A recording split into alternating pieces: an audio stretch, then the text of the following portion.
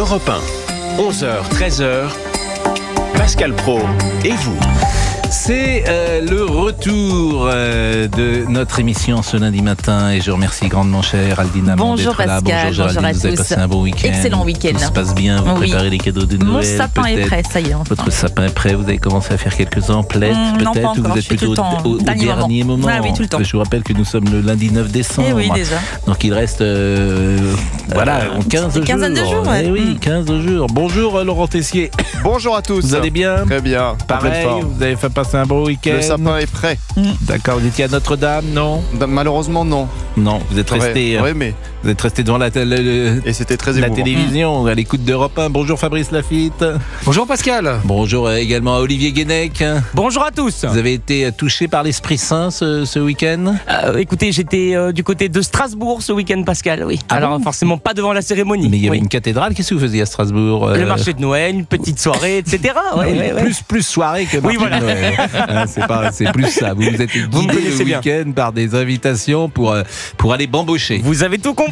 Et puis, je salue notre ami Alexandre J'adore. Romard. Bonjour, qui est Pascal. là, bamboché. Mais en revanche, celle qui était présente dans la cathédrale, c'était Laurence Ferrari. Donc, on vous envie tous. Bonjour Pascal. Bonjour Laurence Bonjour, Ferrari, les parce que auditeurs et c'était auditrices. un moment d'émotion, véritablement, de fierté aussi.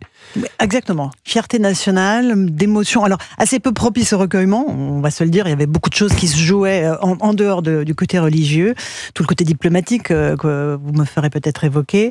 Mais c'était émouvant et c'était très beau de voir ainsi le rite catholique remis comme ça en pleine lumière avec les coups donnés sur la porte d'entrée, les 3 coups par l'archevêque. C'était absolument somptueux. Ça prenait aux tripes. Voilà. Pour moi qui étais dans cette cathédrale, qui a eu le privilège d'y assister, c'était une grande, grande émotion. Et puis, évidemment, on pourra évoquer la présence de Donald Trump et d'Emmanuel Macron, et puis de voir l'ouverture diplomatique qui s'est peut-être jouée ce week-end. Peut-être pouvons-nous écouter l'ouverture des portes de la cathédrale à l'instant? Notre-Dame, témoin de l'espérance, ouvre tes portes pour que brille sur nos vies la lumière de la miséricorde et que resplendisse à nos yeux la victoire de la résurrection.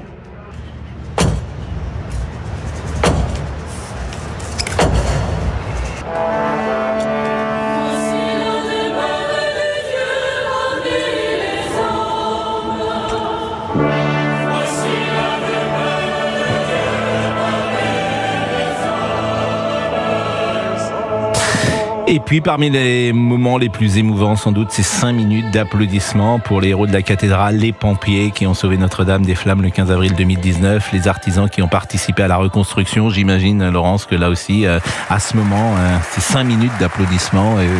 C'était bouleversant parce qu'en plus on les voyait tous, ces artisans, charpentiers, bénistes, sculpteurs. Il y a un documentaire magnifique que je vous conseille, Pascal, sur le service public. Notre-Dame, la résurrection, c'est absolument somptueux. Il y a des métiers qu'on ne connaissait même plus qui ont véritablement reconstruit cette cathédrale. Ces applaudissements, c'était eux les vrais héros. Voilà. C'était pas le temps du rite, encore une fois religieux, c'était d'abord un remerciement pour eux. La prise de parole d'Emmanuel Macron, ça c'était samedi soir, la métaphore heureuse. Cette cathédrale fut ainsi la métaphore heureuse de ce qu'est une nation et ce que devrait être le monde. Fraternité d'un peuple déterminé à faire de grands choix. Notre cathédrale nous rappelle que nous sommes les héritiers d'un passé plus grand que nous, qui peut chaque jour disparaître, et les acteurs d'une époque que nous avons à transmettre.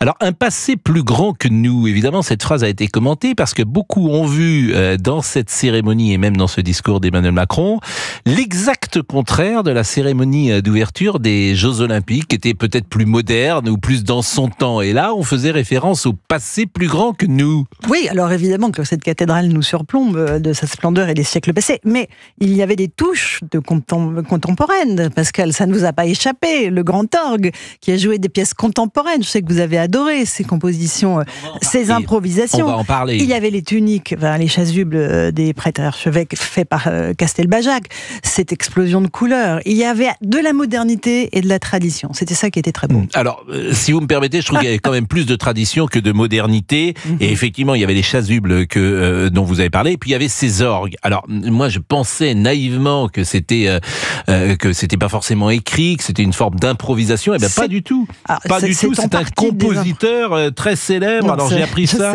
C'est Xavier Couture qui vous l'a dit. Exactement. Et il m'a dit des bêtises parce que il écoutait notre émission tout à l'heure. Alors, est-ce qu'on a ces musiques d'orgue? Qui connaît bien la musique classique, c'est Xavier Couture. Bien. Mais c'était plusieurs organistes. En réalité, il y a 4 organistes qui se relayent sur les grandes orgues de Notre-Dame, dont Thierry Esquèche, qui est l'un des compositeurs français les plus connus au monde. On écoute.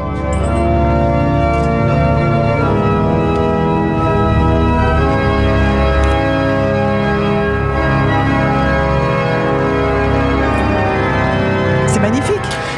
Écoutez Pascal, vous entendez les harmonies? Écoutez, moi ce qui m'étonne toujours, et c'est qu'il y a un répertoire classique qui est unique au monde, en Occident et en Europe, de Mozart à Bach. Je trouve dommage qu'on ne pense pas au grand public. C'est une musique sans doute élitiste, ou des mélodies qui ont été choisies un poil élitistes, alors qu'il me semblerait... Toute la cérémonie a été faite, Pascal, avec des musiques du grand répertoire, pratiquement. Là, c'était le temps, encore une fois, de la musique contemporaine. La musique, c'est pas quelque chose de mort, c'est pas une langue morte. Si on s'arrête à Bach, Brahms et Beethoven, c'est fini. Sa vie, il y a des compositeurs français, Thierry Esquèche, Monsieur Mantovani, Camille Pépin, Monsieur Dussapin, Rick Tanguy, qui sont connus dans le monde entier. C'est eux qui font vivre aujourd'hui la musique classique. Alors, avec d'autres standards, évidemment, mais le grand public a le droit d'entendre aussi ces créations contemporaines. Dutilleux était révolutionnaire, Boulez l'a été aussi. Donc il faut donner aussi. Vous avez envie d'écouter du Boulez ce matin? Il y a des choses de Dutilleux et de Boulez qui sont magnifiques. Ouais. Bon, écoutez, moi, vous connaissez beaucoup mieux la musique que moi, et c'est vrai que peut-être vous avez des cours particuliers. Je ne vois pas à quoi vous faites référence. Mais d'ailleurs, alors évidemment, Monsieur Capuçon était là, et avec son frère d'ailleurs, Renaud et Gauthier. Qu'est-ce qu'il vous a dit, Renaud, en sortant, lui qui a tellement l'habitude de jouer partout et dans des lieux sacrés? Bien sûr. Il avait déjà eu l'occasion de jouer pour les commémorations du 11 novembre. À l'époque, sous l'Arc de Triomphe, il y avait tous les chefs d'État. Donald Trump était déjà là. Là, il m'a dit, en arrivant à la cathédrale, qu'il sentait tout d'un coup un poids qui se mettait sur ses épaules. Et il m'a dit, mais vraiment quelque chose, les siècles qui pesaient sur lui. Et juste avant de rentrer sur le côté de la nef pour jouer, il m'a dit, autant sur le 11 novembre, on était... plombé, ancré dans le sol, parce que c'était très lourd, c'est une commémoration d'une guerre mondiale, autant là, tout d'un coup, il y a quelque chose qui s'est élevé. C'était spirituel. La musique est partie vers le ciel, évidemment. Donc c'était à la fois impressionnant et jubilatoire pour lui et son frère quand jouait cette Passacaille de Handel, immense compositeur baroque, pareil. J'ai entendu dire, il y a des dissonances dans la Passacaille de Handel. C'est un des contemporains de Bach, c'est un des plus grands compositeurs au monde. Et vous voyez, encore une fois, on peut pas dire qu'il y a telle ou telle musique. C'était très moderne à l'époque, c'était révolutionnaire à l'époque. Le baroque, Handel est formidable, bien évidemment. Il est difficile pour le néophyte, sans doute, de voir des différences d'interprétation d'un jour à l'autre d'un grand violoniste. Est-ce que vous-même, lorsque vous écoutez Renaud, vous vous dites, tiens, aujourd'hui, il est peut-être plus inspiré que d'autres, ou est-ce qu'il est toujours à un niveau égal? Ça, je peux pas le dire.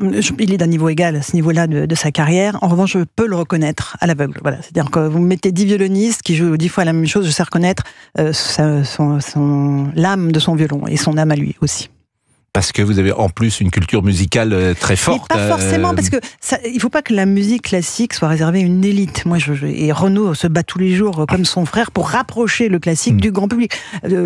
Encore une fois, nos auditeurs aiment le classique. Ils aiment écouter les grands compositeurs, comme parfois, ils retrouvent dans certaines publicités des morceaux de musique classique qui sont utilisés. Donc, il faut au contraire parier sur l'élévation du grand public, lui amener le grand répertoire comme des pièces contemporaines à disposition. C'est aussi une des vocations de la Philharmonie de Paris qui est un succès phénoménal. Laurence Ferrari est avec nous, elle était présente dans la cathédrale Notre-Dame de Paris, elle a vu Donald Trump, peut-être avez-vous échangé quelques mots avec lui? Suspense. Réponse bon. après la pub. J'ai vu qu'il y aura une interview dans Match d'ailleurs de Donald Trump et c'est vrai que on avait l'impression que c'était le patron, le boss qui était dans l'église Donald Trump. On marque une pause, il est 11h13, à tout de suite. Et vous pouvez réagir au 01 80 20 39 21. Belle matinée avec Pascal Pro de 11h à 13h sur Europe 1. Europe 1, 11h, 13h, Pascal Pro et vous. Après les froids, vint le soleil, et la revoilà de ses merveilles. Il est venu le temps de l'Alléluia. Formidable reprise de Vianney. Reprise très émouvante en français de la chanson Alléluia. Et c'était là aussi un moment suspendu. Jacques Serret est avec nous parce que dans quelques instants, nous parlerons du futur Premier ministre. Bonjour Pascal. Bonjour cher Jacques Serret. Mais Était-il dans la cathédrale? non, le je futur- n'ai pas eu cette chance. non, le futur Premier ministre. Le Premier futur, ministre, c'est très très probable. Le Ouais. futur Premier ministre, oui, il l'était Oui, il l'était. forcément. Ouais. Mais c'est Madame Vautrin qui tiendrait la corde. Selon les dernières informations, oui. Bon, elle est venue il y a quelques jours et on pourra réécouter lorsque je l'avais interrogée sur le fait qu'elle a été première ministre pendant quelques heures. Laurence Ferrari est avec nous. Elle était effectivement dans la cathédrale. Paraît-il d'ailleurs que le protocole était assez lourd et que les invités entraient 2 ou 3 heures avant et patientaient. 3 heures avant. vous êtes C'est normal, c'est normal. 3 heures avant, Ah donc oui, vous êtes c'est tout à entré, fait mais alors normal. bon, et vous êtes resté donc. On a eu la chance de pouvoir visiter Notre-Dame, ce qui était un privilège inouï. Je suis d'accord. Inouï. La beauté de la restauration, c'est à tomber par terre. Vous êtes une privilégiée, chère Laurence. C'est Je vrai. remercie le ciel tous les jours. C'est vrai. Marie-Agnès est parisienne. Bonjour Marie-Agnès, vous avez écouté, regardé cette cérémonie et vous vouliez peut-être interroger Laurence. Oui, je voudrais savoir ce que... Bon, moi j'étais très émue. J'ai suivi toutes les émissions sur Notre-Dame toute la semaine. Et samedi, j'ai regardé ça tout le temps. Moi, je voudrais savoir ce qu'elle pense du costume, du déguisement de l'évêque et du mobilier. Alors, les chasubles ont été faites par monsieur Jean-Charles de Castelbajac, qui est un créateur français très connu, qui a juste rénové en fait ces chasubles qui effectivement étaient très colorés avec du rouge, du jaune, du vert, ça pétillait de couleurs. Bon, moi j'aime mais c'était effectivement, je pense que voilà, c'était sans doute très contemporain. Et après le mobilier, écoutez, j'ai trouvé l'hôtel absolument somptueux. L'hôtel historique avait été écrasé par la chute de la flèche. J'ai trouvé que cette espèce de... C'était comme une offrande, cet hôtel en bronze, absolument somptueux. Hier, lors de la cérémonie, de la vraie messe de dimanche, on a vu d'ailleurs que ça a été oint d'huile et que ça y est, cet hôtel a été enfin rendu au rite. Moi, j'ai trouvé ça que c'était extrêmement beau, très très fort, très puissant. Mais je comprends que ça vous ait pas plu, madame. Encore une fois, on ne discute pas les goûts et les couleurs. J'adore qu'il y ait un peu de modernité au cœur de l'histoire et des siècles. Marie-Agnès, qu'est-ce qui Je trouve que cet hôtel ressemble à une baignoire inversée. Vous savez, vous allez chez Balnéo, ça ressemble. C'est ce que me Vous disait avez Michel vu Onfray samedi. C'est vrai?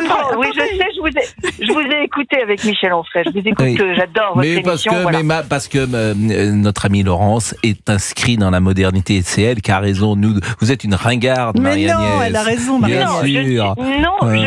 J'aurais apprécié qu'on fasse appel à des tailleurs de pierre pour refaire un autre. Regardez comme ils étaient serrés comme des sardines autour. Vous pouvez pas faire. Vous avez vu, ils ont failli se casser la figure. C'est-à-dire que vous trouvez que l'hôtel est trop petit?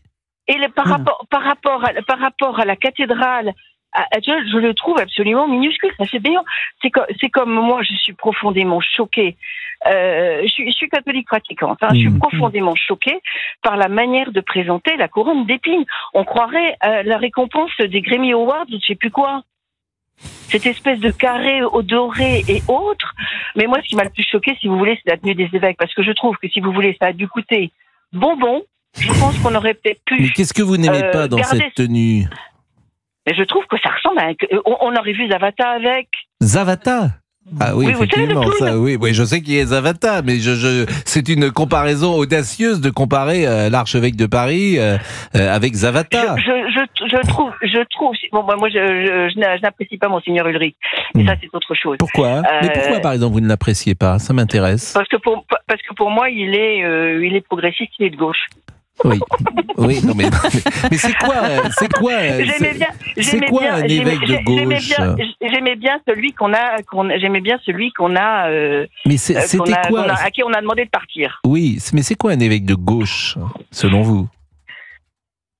Ah, qu'est-ce que je voulais. C'est une espèce de rénovation du rite, de ne pas respecter certains rites anciens, d'être complètement moderniste. Voilà. Mais le message du Christ, vous trouvez pas qu'il est de gauche? Non. Ah, j'ai eu un petit blanc quand même, hein, à ma question. Aimez-vous les uns les autres, partagez. Vous trouvez pas que c'est un message de gauche Mais pas du tout. Ah bon? Il dit pas de tuer. C'est pas vraiment un message capitaliste non plus, on peut le dire comme ça. Non, c'est pas un mélange, c'est un message de partage et d'humanité. Il avait d'ailleurs, oui, je suis d'accord avec vous. Non, mais vous comprenez ce que je veux dire. Il avait d'ailleurs chassé les. Voilà, vous me connaissez. Il avait chassé les marchands du. Mais bien sûr, il avait chassé les marchands du temple. Et avec les Parisiens, que celui qui n'a jamais péché lui jette la première pierre. Exactement. Donc, non mais je connais bien mon évangile, ça m'a été ressassé. Hein. Non mais sérieusement. Vous la connaissez mieux que Pascal Pro, oui, Marie-Agnès. Sérieusement, je sais pas si c'est la doctrine, mais le message du Christ.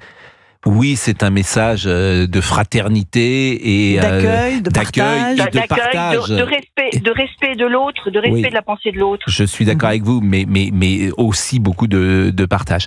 Bon, moi j'ai trouvé, alors je suis ennuyé parce que à la fois j'ai trouvé que les tenues elles me plaisaient, et après je me suis dit est-ce qu'elles sont tout à fait adaptées. Mais en soi, j'ai trouvé les couleurs vives. C'est du Castelbajac. On ne découvre pas que Castelbajac aime la couleur. Je suis d'accord avec vous, mais c'est du Castelbajac, mais c'est l'Église romaine. Vous voyez ce que je veux dire? C'est la renaissance d'une cathédrale. Donc qui est pétulante de couleurs. Voilà, moi je trouve que ça a du sens. Comme l'hôtel qui a été fait par Guillaume Bardet, 800 heures de travail. C'est une œuvre monumentale en bronze qui est comme une offrande. Ça part vers le ciel. Franchement, j'adore. Vous avez été touché manifestement par la grâce. Et vous étiez loin de Donald Trump parce que j'ai l'impression que tout le monde allait, à Canossa. Non, alors non, moi j'étais côté artiste, mais j'étais très proche de président polonais, de Monsieur Zelensky, et j'ai eu la chance d'avoir Elon Musk à un moment juste derrière moi. Mais Donald Trump, non, personne. Il n'a pas tenté de vous faire venir aux États-Unis sur une de ses chaînes. Il n'a pas essayé un contrat ou de vous envoyer sur Mars. Il n'a pas de chaîne. Je ne sais pas s'il a une chaîne de télé. Oh, il en aura une, mais il n'a pas tenté une approche. Non, mais en tout cas, Donald Trump était assez seul. Et celui qui a le frisson dans le public, c'était Elon Musk. Soyons très très sérieux. Ouais. Voilà, c'est pas du tout l'arrivée de Donald Trump. Éventuellement le prince William. Et quand Elon Musk, en fait, vous avez vu les photos, il a traversé toute la nef parce qu'il était placé derrière moi, donc au mauvais endroit, ils l'ont mis au bon endroit. Et là, vous avez vu les regards stupéfaits des chefs d'État qui se levaient vers lui. Parce que là, c'était des puissances qui se regardaient. Et où est la vraie puissance? Je vous laisse la réponse. Quand je disais tout à l'heure, vous étiez privilégié, évidemment, c'est la journaliste que vous êtes qui est privilégiée, qui permet d'avoir accès à des endroits où le commun des mortels ne va pas. Et effectivement, vous avez vu, c'est pas la même chose de voir à la télévision que de sentir. Que vous voyez toute la coulisse, voilà, tout ce qui se passe, qui salue qui. Et voilà, et c'est pour ça que moi, j'aime ces conversations lorsque, par exemple, paraît-il que Donald Trump s'est trompé avec la reine de Belgique, il a cru que c'était Charlène. Donc c'est quand même, c'est vrai ou pas? Je sais, j'étais pas assez proche pour entendre, mais en tout cas, il a salué un à un tous les chefs d'État, et en particulier le président Zelensky, qui a été applaudi. Et toute la salle s'est levée à l'arrivée du président Zelensky. J'avoue que j'ai été surprise, parce que personne, pour aucun autre chef d'État, ça n'a été le cas. Mais voilà, toute la salle s'est levée pour applaudir Zelensky. Et il y a eu une Marseillaise, qui n'est pas si fréquente, me semble-t-il, dans une église C'était à l'extérieur. Hein. Elle était à l'extérieur, la Marseillaise? Et à l'extérieur, effectivement. Et puis le président de la République arrive en dernier, puisque ça, c'est le protocole. Ça, c'est le protocole, donc, avec Anne Hidalgo, la maire de Paris. Oui, ça, c'est le protocole aussi. Mais c'est vrai qu'arriver en dernier, c'est formidable quand tu es président de la République, parce que tout le monde attend 3 heures, et toi, tu arrives au dernier moment. Bonjour, ça va, c'était pas trop long. Et alors, les gens, ils en ont marre, évidemment, ils attendent, ils sont debout. Oui, merci. Bonjour, monsieur le président. Ça va. J'ai venu le temps des cathédrales. Garou. Bon, mais Laurence, Merci, Pascal. Non, c'est toujours un bonheur que vous soyez avec nous et on vous retrouvera sur CNews dès 17h et puis sur Europe 1 18h. où c'est le moment de saluer des audiences qui s'envolent. Puisque nous le savons. C'est un travail d'équipe, mais comme pour vous. Vous avez des équipes formidables derrière vous. Bah, nous, on a des belles équipes. Oui, ça c'est surtout lui qui bosse. Voilà, Monsieur Guénec. Mais je les garde. Il a beaucoup de chance. Il me coûte cher, vous savez. Et Jacques Serret, extraordinaire Jacques Serret. Mais Jacques Serret est effectivement un des hommes les mieux informés de Paris. Merci Pascal. Je Donc il prie Sainte-Catherine-Vautrin aujourd'hui, c'est ça? Oui, c'est ça. Ah oui. Bon, merci cher Laurence, c'est toujours un bonheur vraiment d'être avec nous. Et puis ce côté coulisses, nous aimons cela. Passionnant. Puisqu'on avait exactement. Quelle chance. Et c'était intéressant de vous écouter. Marie-Agnès. Oui, Oui, vous êtes encore là, Marie-Agnès? je suis encore là, Bon. je chemine jusque chez l'orthophoniste avec mon petit-fils, comme tous les lundis. Eh ben, Voilà. écoutez, cheminez, restez avec nous et puis on va vous dire au revoir après la pub puisque on vous fait porter les chasubles de l'évêque Boursier. Rien que pour vous, pour les offrir à Noël. 11h27, à tout de suite. À tout de suite, Et Marie-Agnès. nous parlions de Notre-Dame de Paris et notez que dans un podcast inédit, Pascal Praud vous raconte le défi de la restauration de la cathédrale, illustré bien sûr par les archives d'Europe 1. Le grand défi de Notre-Dame est à retrouver dès maintenant sur le site et l'application Europe 1. À tout de suite avec Pascal Praud.